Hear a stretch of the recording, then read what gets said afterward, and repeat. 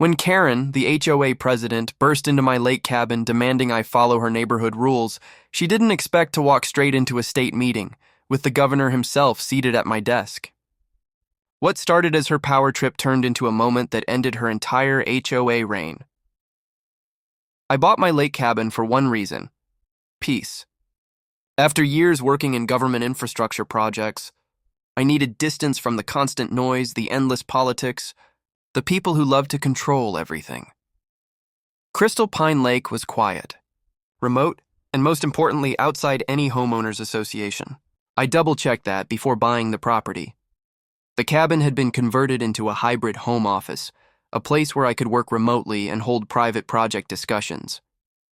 My job wasn't public-facing, but let's just say I oversaw certain state-level infrastructure audits, and occasionally, high-profile officials would visit in person. That's what made this story so unbelievable. About a mile from my cabin sat a development called Silver Pines HOA. Shiny new houses, manicured lawns, and a president named Karen Hollingsworth, who believed she was the unofficial mayor of the entire lake. The first time we met, she showed up on my porch with a clipboard and that perfect fake smile. "Hello, I'm Karen, president of the Silver Pines HOA," she announced like it was a royal title. "We like to welcome all new residents under our community guidelines." I smiled politely. "That's kind, but I'm not under your HOA. My property predates your development." Her face froze for half a second before she recovered. "Oh, well, it's technically adjacent. We prefer everyone near the lake to comply voluntarily. It maintains property values," I chuckled. "Not interested, but thanks," she frowned. "Well, don't say I didn't warn you." "We have strict noise, maintenance, and guest rules," I waved. "Good thing they don't apply here." That was the first of many uninvited visits. Over the next few weeks, she'd show up with friendly notices about my lawn, my boat dock, even the way I parked my truck. I ignored every one of them, until the day she went too far. It was a Monday morning, midsummer. I had a confidential meeting scheduled. The state governor and a small team were coming to review site plans for a lake restoration initiative. Nothing political, just project logistics, but still a big deal. At 9 a.m., everything was set. I had security outside, documents ready, and coffee brewing. The governor arrived in a black SUV, 2 aides following behind. By 9:10, we were deep into conversation about funding allocations and environmental impact, and then, bang. Bang, bang! The front door flew open. "Excuse me!" A shrill voice echoed through the cabin.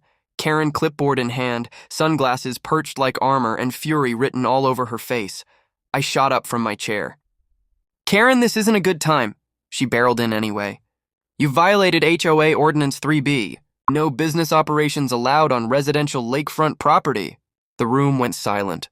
The governor looked up, eyebrow raised. One of his aides half stood, confused. Karen didn't notice. She stormed past the guard at the door like she owned the place. "And another thing, the vehicles outside are blocking the fire lane. This is unacceptable behavior for any member of my community." I stepped between her and the desk. "Karen, this is state property for today's meeting." "You need to leave," she scoffed. "Oh, please. You think you can play government games to get out of HOA compliance? I don't care who you work for." Then, from behind me, the governor cleared his throat.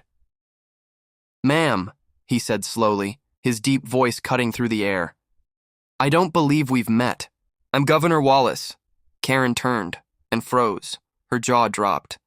Her face drained of color as she realized exactly who was sitting in my office. For a solid 5 seconds, no one spoke.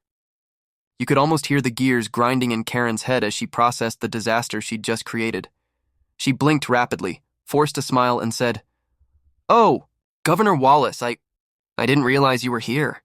What a lovely surprise. I was just ensuring local codes are followed." The governor smiled politely. "Codes?"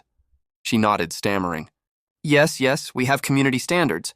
You see, he's been operating an unapproved business." The governor turned to me. "I assume you're not violating any codes?" I smiled. "Not at all, sir. This property is unincorporated land. The HOA has no jurisdiction here," he nodded. "That's what I thought." Then, back to Karen. "Ma'am, you do realize interfering with state business meetings can be considered obstruction?" Karen's hands trembled slightly. "Obstruction? Oh no, I would never. I'm just trying to maintain the neighborhood's integrity. One of the aides interjected dryly. You just burst into a private meeting without clearance. Karen's smile wobbled. It's a misunderstanding. Governor Wallace leaned back, amused but clearly unimpressed. It certainly is. I was under the impression that this lake belonged to the people of this state, not to any… HOA president! Karen opened her mouth, then closed it again. Technically, he cut in gently, you've overstepped your authority. You could see her crumble. Her shoulders slumped and she muttered, I'll just see myself out. But before she could leave, one of my security officers stepped forward. Sir, should we log her intrusion for the record? The governor looked at me. Your call, Mr. Brooks. I gave a slow smile. Let's note it for now. I'm sure the HOA will want to know how their president represented them today. Karen's head snapped up. Please don't tell the board. It was a misunderstanding. The governor stood, gathering his papers. No need to worry, ma'am. We'll make sure it's understood correctly. He shook my hand firmly before leaving, his security detail following him out. The door closed. Silence fell again. Karen was still standing there, mortified. I leaned against the desk. Karen, do you have any idea what kind of mess you just created? She stared at the floor. I thought you were some kind of local contractor. I didn't know you were hosting the governor. I finished. You didn't need to know. You just needed to stay off my property. She swallowed hard. I was just doing my job. No, you were feeding your ego, I said quietly. And it finally bit you back. She turned and left without another word. I figured that would be the end of it, but it wasn't. 3 days later, I got a call from one of the Silver Pines board members. Mr. Brooks, he said, trying not to laugh, you're not going to believe this. But our HOA president just resigned. I feigned surprise. Really? Any reason given? He chuckled. Let's just say word got out that she interrupted a state-level meeting and embarrassed herself in front of the governor. The board called an emergency session. She's banned from holding any leadership role again. I leaned back in my chair, grinning. Well, I hope the neighborhood standards improve. Oh, they will, he said. In fact, we'd like to apologize formally for her behavior. The governor's office sent a statement reminding us that private HOAs don't outrank state authority. That part made me laugh out loud.